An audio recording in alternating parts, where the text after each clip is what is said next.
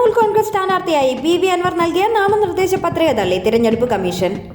തൃണമൂൽ കോൺഗ്രസ് പശ്ചിമ ബംഗാളിൽ രജിസ്റ്റർ ചെയ്ത സംസ്ഥാന പാർട്ടി ആയതിനാലാണ് തൃണമൂൽ കോൺഗ്രസ് സ്ഥാനാർത്ഥിയായി മത്സരിക്കാൻ അൻവർ നൽകിയ നാമനിർദ്ദേശ പത്രിക തിരഞ്ഞെടുപ്പ് കമ്മീഷൻ തള്ളിയത്. സ്വതന്ത്ര സ്ഥാനാർത്ഥിയായി അൻവർ നൽകിയ നാമനിർദ്ദേശ പത്രിക നേരത്തെ തിരഞ്ഞെടുപ്പ് കമ്മീഷൻ സ്വീകരിച്ചിരുന്നു. അതിനാൽ തന്നെ അൻവറിന് സ്വതന്ത്ര സ്ഥാനാർത്ഥിയായിട്ടാണ് നിലമ്പൂരിൽ മത്സരിക്കാൻ കഴിയുക. പിണറായി സത്തിനെതിരെയാണ് പോരാട്ടം. തനിക്കൊപ്പം നിലമ്പൂരുകാർ എന്നും നിൽക്കുമെന്നും ജനങ്ങൾക്ക് എല്ലാം അറിയാമെന്നും അൻവർ പ്രതികരിച്ചു. ജനങ്ങൾ കാത്തിരിക്കുന്നത് വോട്ട് ചെയ്യാനാണെന്നും അൻവർ ചൂണ്ടിക്കാണിച്ചു. അതിനാൽ PV അൻവർ ഏത് ചിഹ്നത്തിൽ മത്സരിക്കുന്നു എന്നതിൽ കാര്യമില്ല എന്നും അൻവർ വ്യക്തമാക്കി. ഗൂഢാലോചനയുടെ ഭാഗമായി അട്ടിമറി നടക്കുമെന്ന് ഭയന്നിരുന്നു. അതിനാലാണ് സൂക്ഷ്മ പരിശോധന നടക്കുമ്പോൾ എത്തിയതെന്നും അൻവർ പറഞ്ഞു. നിലമ്പൂർ ഉപതെരഞ്ഞെടുപ്പിൽ മത്സരിക്കുന്നതിനായി PV അൻവർ കഴിഞ്ഞ ദിവസം നാമനിർദ്ദേശ പത്രിക സമർപ്പിച്ചിരുന്നു. ഒരു കർഷകനും ഓട്ടോറിക്ഷ തൊഴിലാളിയും റബ്ബർ ടാപ്പിംഗ് തൊഴിലാളിയുമായിരുന്നു നാമനിർദ്ദേശ പത്രിക സമർപ്പിക്കുമ്പോൾ അൻവറിനൊപ്പം ഉണ്ടായിരുന്നത്. സാധാരണക്കാരുടെ സ്ഥാനാർത്ഥിയായാണ് മത്സരിക്കുന്നത് എന്ന് പ്രഖ്യാപിച്ചാണ് അൻവർ നാമനിർദ്ദേശ പത്രിക സമർപ്പിക്കാനെത്തിയത്.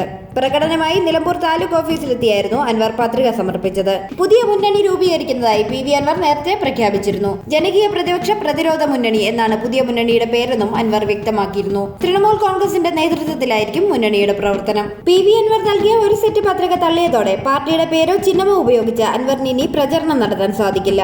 അതേസമയം ബംഗാൾ മുഖ്യമന്ത്രി മമതാ ബാനർജി ഉൾപ്പെടെ കേരളത്തിലെത്തിച്ച് പ്രചാരണം നടത്താനുള്ള അൻവറിന്റെ നീക്കങ്ങൾ കൂടിയാണ് ഇതോടെ അവതാളത്തിലായിരിക്കുന്നത്. തൃണമൂലിന്റെ രജിസ്ട്രേഷനുമായി ബന്ധപ്പെട്ട പ്രശ്നമാണ് പത്രിക തള്ളാനുള്ള കാരണമെന്നും നിലമ്പൂരിൽ സ്വതന്ത്രനായി മത്സര രംഗത്തുണ്ടാകുമെന്നും അൻവർ പറഞ്ഞു. പശ്ചിമ ബംഗാളിൽ രജിസ്റ്റർ ചെയ്ത പാർട്ടിയാണ് തൃണമൂൽ കോൺഗ്രസ്. ആ പാർട്ടി മറ്റ് സംസ്ഥാനങ്ങളിൽ മത്സരിക്കണമെങ്കിൽ ആ രജിസ്ട്രേഷൻ അതാത് സംസ്ഥാനങ്ങളിൽ എൻഡോഴ്സ് ചെയ്യണമെന്നാണ് നിയമം. പക്ഷേ ത്രിപുരയിലും ആസാമിലും പാർട്ടിയുടെ കത്തിന്റെ പുറത്ത് അനുവദിച്ചിട്ടുണ്ടെന്ന ധൈര്യത്തിലാണ് ഇങ്ങനെയൊരു ശ്രമം നടത്തിയത്. അൻവർ മാധ്യമങ്ങളോട് പറഞ്ഞു. സൂക്ഷ്മ പരിശോധനയ്ക്ക് രാവിലെ തന്നെ അൻവർ സബ് കളക്ടർ ഓഫീസിലെത്തിയിരുന്നു.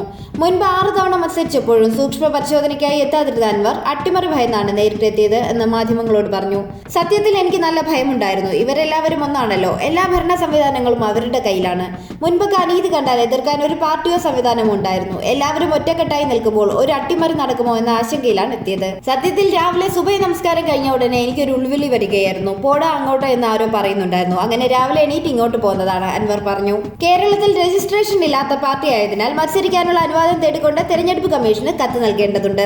തിരഞ്ഞെടുപ്പ് വിജ്ഞാപനം വന്ന് 3 ദിവസത്തിനകം കത്ത് നൽകണമെന്നാണ് ചട്ടം. എന്നാൽ മെയ് 26 വിജ്ഞാപനം വന്നെങ്കിലും തൃണമൂൽ കേന്ദ്ര നേതൃത്വം കത്ത് നൽകിയത് മെയ് 31 29-നുള്ളിൽ കത്ത് നൽകിയിരുന്നുവെങ്കിൽ പരിഗണിക്കുമായിരുന്നു എന്നാണ് ലഭിക്കുന്ന വിവരം. സ്വതന്ത്രനായി മറ്റൊരു പത്രിക നൽകിയതുകൊണ്ട് സ്വതന്ത്രനായി മത്സരിക്കാനായിരിക്കും. അതേസമയം സ്ഥാനാർത്ഥിത്വം പ്രഖ്യാപിച്ച ശേഷം PV അൻവർ അന്തരിച്ച കോൺഗ്രസ് നേതാവ് VV പ്രകാശിന്റെ വീട്ടിൽ സന്ദർശനം നടത്തിയിരുന്നു. നാമനിർദ്ദേശ പത്രിക സമർപ്പിച്ച ശേഷം പ്രചാരണത്തിന്റെ തുടക്കമിടാനായിട്ടാണ് അൻവർ മുൻ DCC അധ്യക്ഷനും 2021 തന്റെ എതിർ സ്ഥാനാർത്ഥിയുമായിരുന്ന VV പ്രകാശിന്റെ എടക്കരയിലെ വീട്ടിലെത്തിയത്. VV പ്രകാശിന്റെ ഭാര്യ സ്മിതയോടും മക്കളോടും അൻവർ വോട്ട് അഭ്യർത്ഥിച്ചു. എന്നാൽ എന്നും കോൺഗ്രസിനൊപ്പം നിൽക്കുമെന്ന് സ്മിത പിന്നീട് പ്രതികരിച്ചു. VV പ്രകാശ് മരിച്ചപ്പോൾ പുതപ്പിച്ചത് കോൺഗ്രസ് പതാകയാണ്. ആ പാർട്ടി തന്നെയായിരിക്കും ഞങ്ങളുടെ മരണം വരെയും. ഞങ്ങൾ എന്നും കോൺഗ്രസ് പാർട്ടിക്കൊപ്പമാണ്. അതിൽ കൂടുതലൊന്നും പറയാനില്ല, സ്മിത പറഞ്ഞിരുന്നു.